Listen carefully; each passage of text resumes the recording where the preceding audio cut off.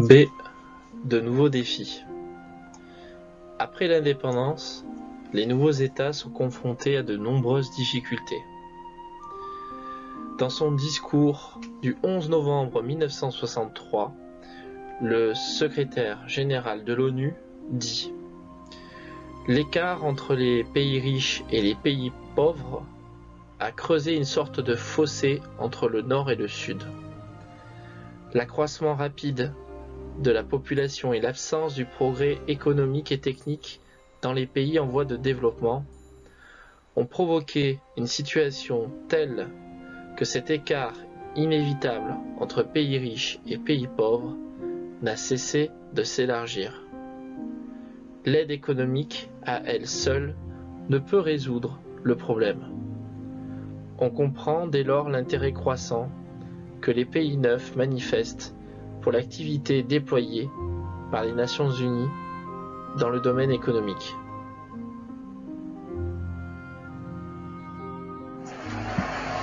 Parmi les nouveaux défis, il y a le défi politique.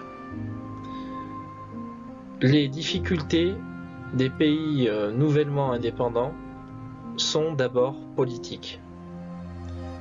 Il leur faut choisir entre s'aligner sur le bloc américain ou sur le bloc soviétique.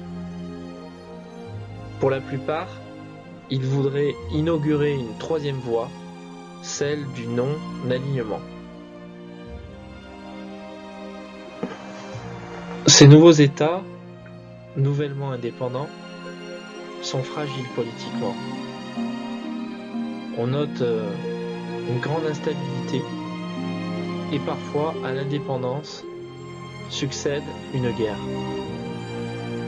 Certains de ces conflits ont débouché sur des génocides. Alors petite notion en rappel par rapport à ce qu'on avait vu sur le génocide arménien. Un génocide, c'est l'extermination d'un groupe ethnique, un groupe religieux. Et dans les génocides, les actes de destruction d'une autre ethnie, par exemple, sont parfois organisés ou approuvés par l'État. Les génocides connus au XXe siècle, alors on a parlé du génocide arménien, mais on peut aussi évoquer le génocide des Juifs effectué par les nazis, où là, dans le contexte qui nous préoccupe, on peut parler du génocide rwandais de 1994. D'autres événements ont été reconnus au cours du XXe siècle comme des génocides. Il y a notamment le génocide du Cambodge ou celui de l'Ukraine. Pour illustrer un de ces États nouvellement indépendants qui rencontrent des difficultés politiques, on peut choisir l'exemple du Congo. Le Congo est une colonie belge. D'ailleurs, on l'appelle le Congo belge sur une période qui va de 1908 à 1960. Le Congo belge va devenir le Zaïre. Puis, plus récemment, il va porter le nom de République démocratique du Congo. Le Congo jouait un rôle économique important auprès de sa métropole parce qu'il exportait vers la Belgique du caoutchouc, du coton, du sucre et de l'uranium, notamment pendant la Seconde Guerre mondiale, ce qui a permis de fabriquer les premières bombes atomiques. Vers 1959, des soulèvements commencent à avoir le jour dans le Congo et en 1960, une série d'émeutes et de troubles vont conduire à l'indépendance de ce pays.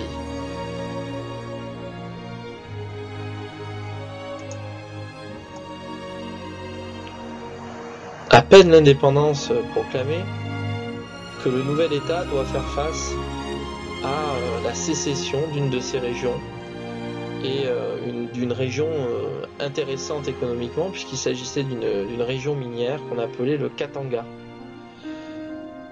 Et cette volonté de sécession va faire naître une guerre civile au sein du pays. Ici sur la photo en haut, on observe une scène d'émeute, alors que sur la photo du bas, on voit un homme porté par la foule. Il s'agit en fait du premier ministre qui s'appelle Moïse Tshombe. C'est le premier ministre de la province séparatiste du Katanga.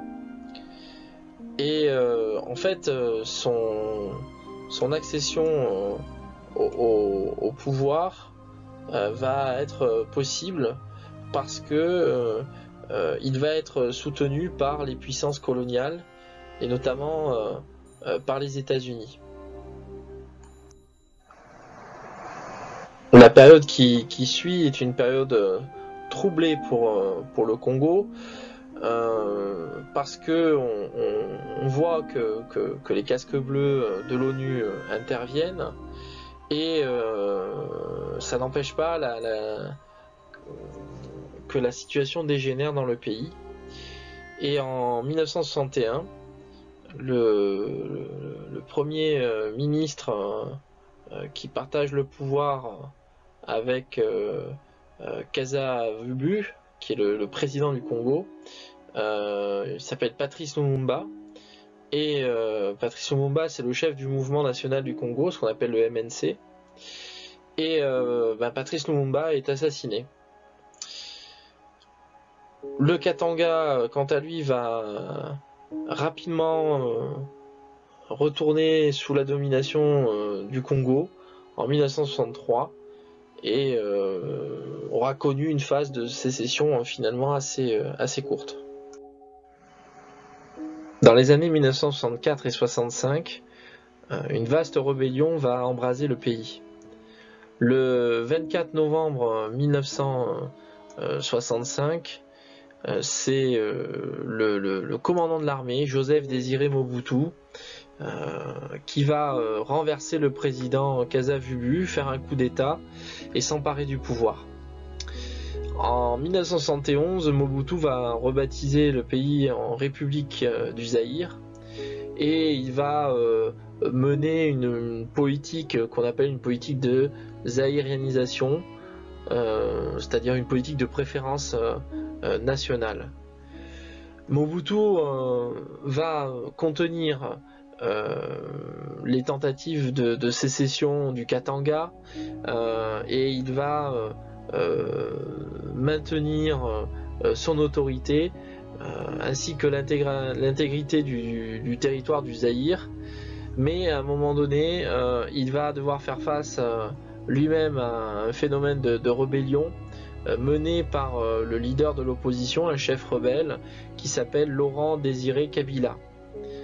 Ce dernier, en 1997, va se proclamer chef de l'État et il va chasser le maréchal Mobutu et va rebaptiser le pays sous le nom qu'on connaît actuellement, qu'on appelle la République démocratique du Congo. D'autres rébellions, d'autres conflits vont se dérouler dans la RDC jusqu'en 2003. 2. Des difficultés économiques et démographiques. Les États nouvellement indépendants vont devoir faire face à des difficultés qui sont d'ordre économique et démographique.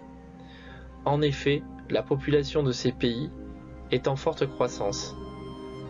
Si on prend l'exemple du continent africain, qui nous est proposé en parallèle avec la Chine et l'Europe, on se rend bien compte de la forte croissance démographique des pays africains, dont les estimations pour 2050 prévoient près de 2 milliards d'habitants.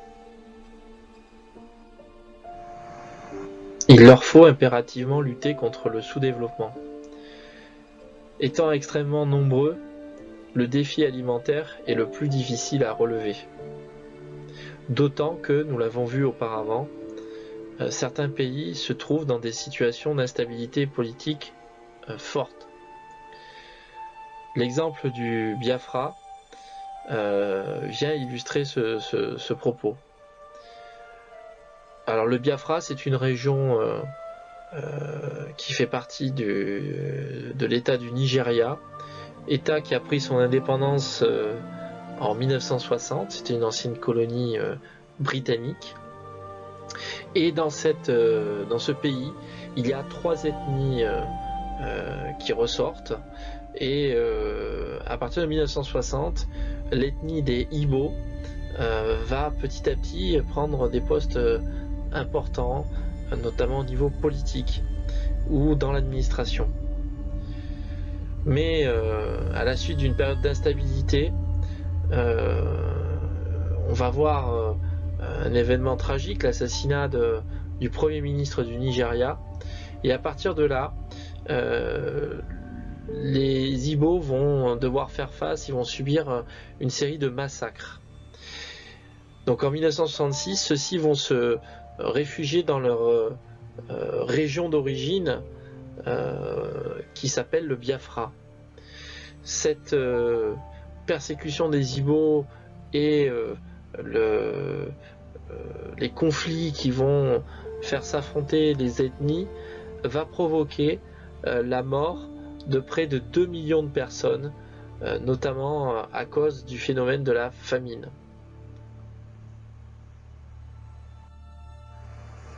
Ainsi, pour trouver des solutions face aux difficultés politiques, économiques et démographiques, eh bien, il faut lutter contre le sous-développement.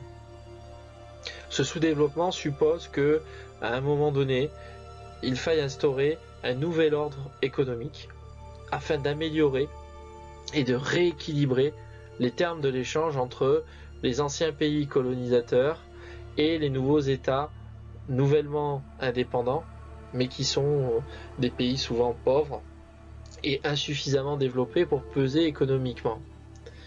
Sauf que ces pays-là sont des pays qui possèdent de nombreuses matières premières et ils revendiquent le droit de vendre leurs ressources à un prix qui soit un prix convenable pour que tout à chacun puisse vivre et non pas que ce soit un prix qui soit fixé par les anciennes colonies.